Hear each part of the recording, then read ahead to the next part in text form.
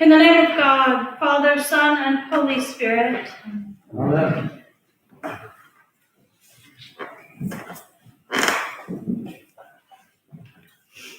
This morning we continue with the Gospel of Matthew where we left off last week. Just a reminder, as we look at the parables going forward, we were looking at the God character, not the poor miserable sinner character. We really understand much better. It is God's actions that we want to emulate. It is through Jesus that we learn how to live as a child of God. Last week, we heard the parable of the sower and the seeds. The seeds were sown extravagantly everywhere. There was nowhere that the seed did not reach. And the seeds did what seeds do. They grew, and they grew everywhere. In the interpretation of the sower, Jesus changes the word seeds to the word word. Word, as in the Word was made flesh and dwelt among us.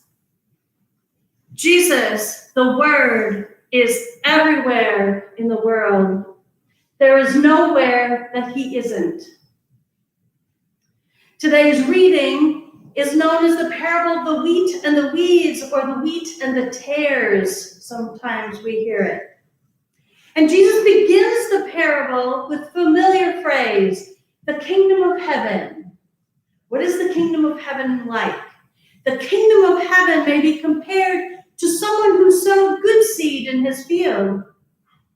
In this parable, it is Jesus who is the sower. He sows good seed. The seeds are the offspring of the kingdom. And the seeds again are sowed everywhere. The whole field is planted. There is nothing outside the kingdom of heaven. And the parable continues while everyone was asleep. Now, this isn't napping on the job. This isn't, I'm just going to take a little snooze and then I'll start dinner. This is sleeping because there is nothing left to do. The job is complete. The day is done. The seeds will grow even without any more attention. It is during this time, when everyone is asleep, in the dark, that the enemy came and sowed weeds among the wheat. The Greek word is xenania, for weeds. This is a weed commonly called darnel. And it's a noxious plant that gets into everything, and it looks very much like wheat. It would be indistinguishable from the wheat until the time of the harvest. The wheat and the weeds look the same. They grow up side by side. In the text, the weeds do not hinder the wheat from growing. That's an interesting thing. It doesn't make the wheat to stop growing. From start to finish, the working of the seed is not seriously threatened at all. The parable continues. While everyone was asleep, an enemy came and sowed seeds among the wheat and then went away. Notice that it is the enemy of the sower, not the enemy of the wheat, who's doing these things. When the servant realized what was happened, they go to the sower and they question him. This is interesting. We get to question God. Didn't you sow good seed? Come on, what's wrong with this picture? Where did these weeds come from? And what do you want us to do about it?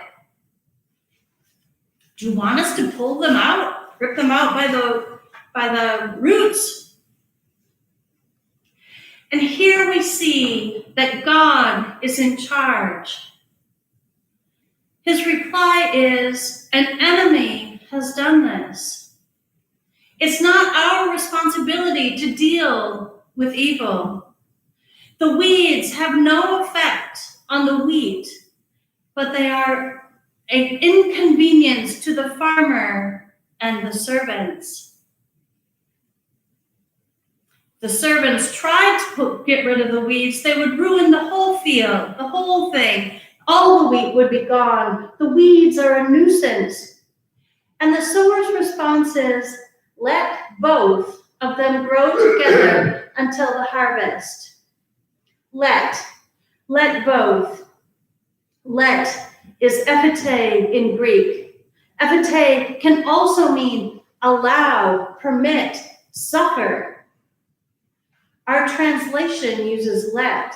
Let both of them grow together until the harvest. Evil is to be suffered, allowed, permitted to exist alongside the good.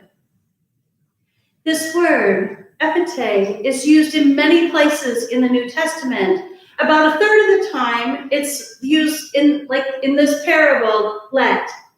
Another third of the time, it's used with the words debt, trespasses, and sins.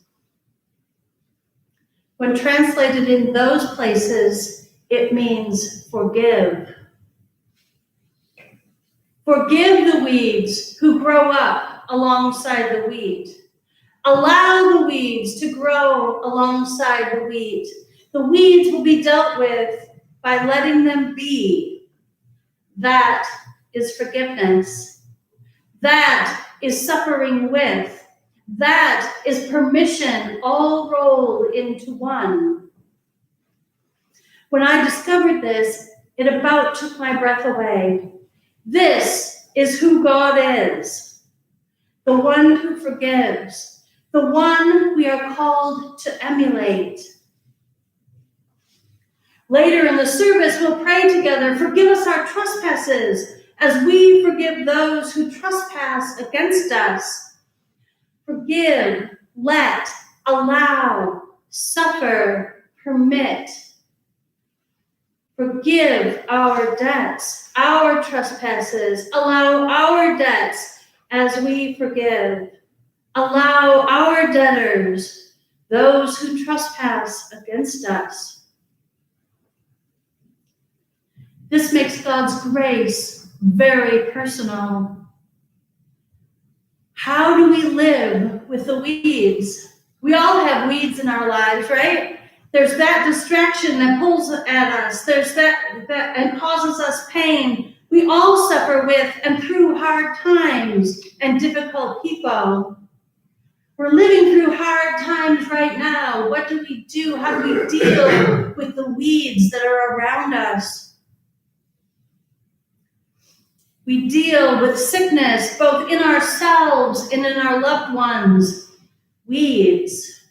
We deal with difficult relationships, weeds. And I would suggest that we are also both the wheat and the weeds. We are by turns living into the kingdom and going our own way. Just ask any of our family members at any given time which they think we are doing. But we are all allowed to grow and produce fruit.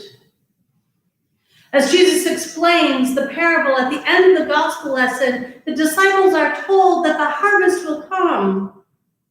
The weeds will be taken up and the wheat will be gathered in. But it is God who is in control. It is God who will deal with evil. The harvest will be complete. But it will be complete in the mystery of the death and resurrection of Jesus. In St. Paul's letter to the Romans, we are assured through the grace of God that Jesus will be with us in the everydayness of our lives, the good and the bad. Paul writes, when we cry, Abba, Father, it is that very Spirit bearing witness with our spirit that we are children of God, and if children, then heirs, heirs of God and joint heirs with Christ. if in fact we suffer with him, so that we may also be glorified with him. We don't suffer alone. The Holy Spirit is with us every day in every situation. Jesus, through his death and resurrection, is making the whole creation new, freeing us from death and destruction, redeeming us, forgiving us. God's grace is more powerful than any enemy. We are children of God, heirs of the kingdom.